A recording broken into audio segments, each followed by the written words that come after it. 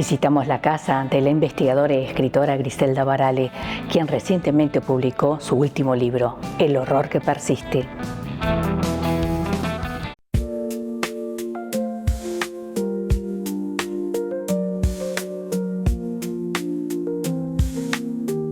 Yo me llamo Griselda Varale, nací en Río Cuarto, pero la mayor parte de mi vida la pasé aquí en Tucumán, me siento muy tucumana.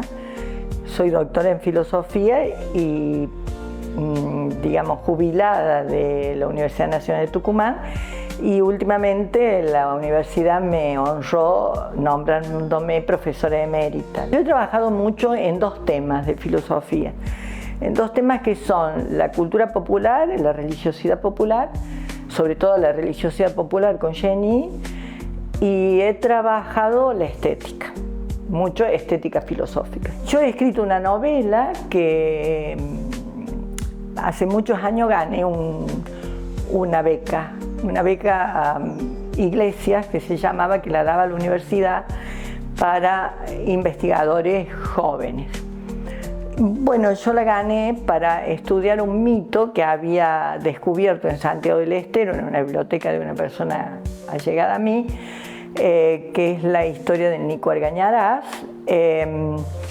Y empecé, bueno, me fui a Santiago a estudiar, a trabajar, a buscar dónde estaba la estancia, a buscar en el catastro dónde estaba.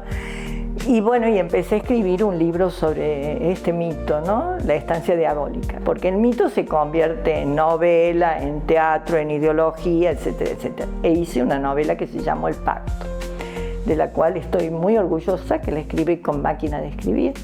Y después escribí mucho sobre estética, y por ahí, en el 2005 o 2006, no me acuerdo, yo tuve un dolor muy grande, que murió mi padre, y además justo en esos meses terminé mi tesis doctoral, que es sobre el kitsch, que es sobre estética. Yo me levantaba y todos los días pensaba en mi papá, que estaba enfermo, y en la tesis doctoral. Eran mis dos preocupaciones, y en un mes me quedé sin las dos cosas y me sentí como muy mal, muy afectada. Y de repente se me ocurrió, después me di cuenta por qué, trabajar dos cementerios de Tucumán, el cementerio del norte y el cementerio del oeste. Entonces, claro, el cementerio del oeste y el cementerio del norte tienen que ver con la industria azucarera. El del oeste de la oligarquía azucarera y el del norte de los trabajadores alrededor de la industria. Entonces ahí, por supuesto, que eso me llevó a preguntarme por la muerte, que es una pregunta clásica en filosofía, pero se me enganchó con otra cosa. Se me enganchó con los desaparecidos y preguntarme qué son los desaparecidos. ¿Son muertos? ¿Es lo mismo? Y entonces hice una serie de entrevistas y empecé a leer y qué sé yo, eso era 2003 más o menos.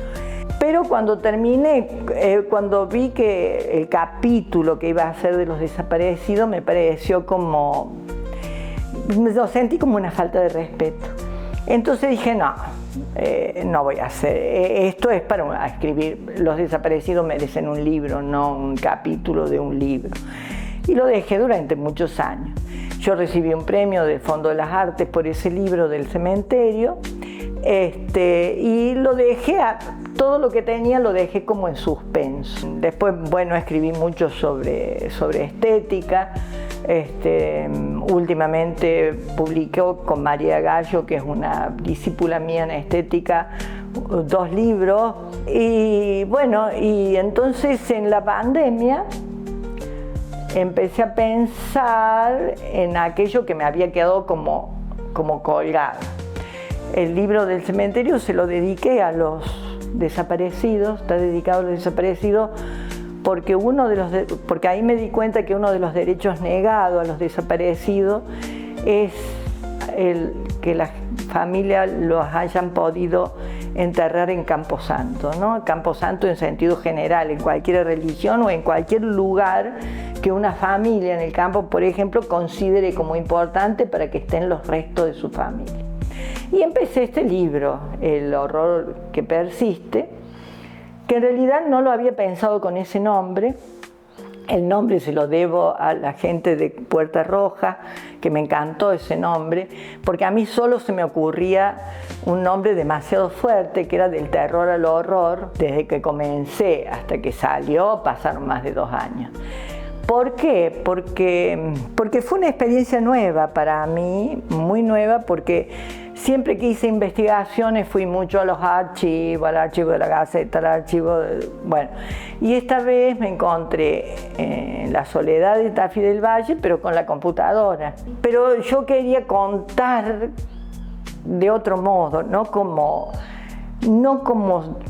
se cuenta la historia. Como ya tenía la experiencia de la novela, que convertí un mito en novela, y entonces escribí esto, que son ficciones, pero son verdaderas.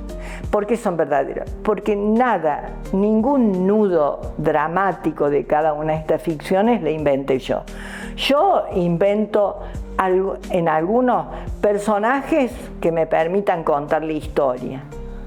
Por ejemplo, que hay unas jornadas para hablar del COVID después en la Facultad de Filosofía, y ahí los alumnos empiezan a querer hablar algunos proponen hablar no solo del trauma de la pandemia, sino del trauma de los desaparecidos y del trauma de la dictadura. Para mostrar también la controversia, que a algunos alumnos no les interesa, no quieren hablar, qué sé yo, y para hacerle un homenaje también a los desaparecidos de nuestra facultad, y a una de ellas, la profesora de historia, que no está en la placa de los desaparecidos de la facultad y es una desaparecida. Es decir, la secuestraron en el enero del 76, antes de la dictadura, y encontraron los restos en el Pozo de Vargas. Es decir, tampoco invento esto, no. Y bueno, junto con eso hice entrevistas a personas que volvieron de la cárcel, que volvieron del exilio, y bueno, con mi marido al lado, que es como una especie de libro abierto de la época del 66, de la parte de Onganía, de la época antes de la dictadura. Bueno, él estuvo en el exilio, y amigos queridos que han vuelto, como Clotilde Yapur, como tantos otros. Y después se me ocurrió que tenía que escribir sobre alguno que no había vuelto.